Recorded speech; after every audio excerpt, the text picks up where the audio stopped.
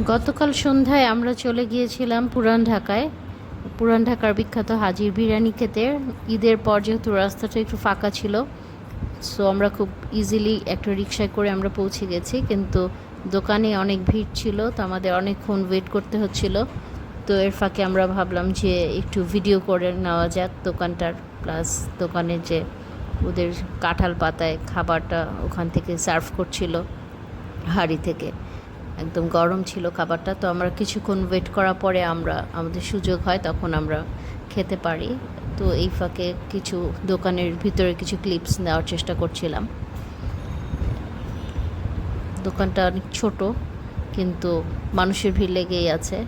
আর মানুষ বুকিংয়ে দাঁড়িয়ে আছে, লাইন ধরে দাঁড়িয়ে আছে, একজন বসছে, আবার দেখা যাচ্ছে যে কয়েকজন লাইনে থাকছে।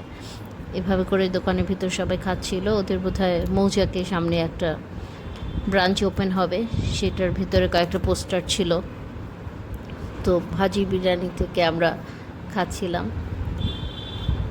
খাবারটা খুব সুন্দর ছিল, আর পরিমাণটাও আমাদের জন্য পারফেক্ট ছিল। আমরা যেহেতু খুব বেশি খাই না। এরপর আমরা চলে গেলাম আলাউদ্দিন সুইটসে, ওখানে একটু আমরা মিষ্টি খেলাম। তারপর পাশেই একটা বাকরখানির দোকান ছিল একটু সামনে এগিয়ে, নাজিরা বাজারেই, ওই একই রাস্তাতে। ওখান থেকে আমরা একটু বাকরখানি কিনলাম আর টুকটাক একটু ভিডিও করলাম। এটাই ছিল আমাদের যে পুরান ঢাকায় এক সন্ধ্যায় একটু ঘোরাফেরার ভিডিও।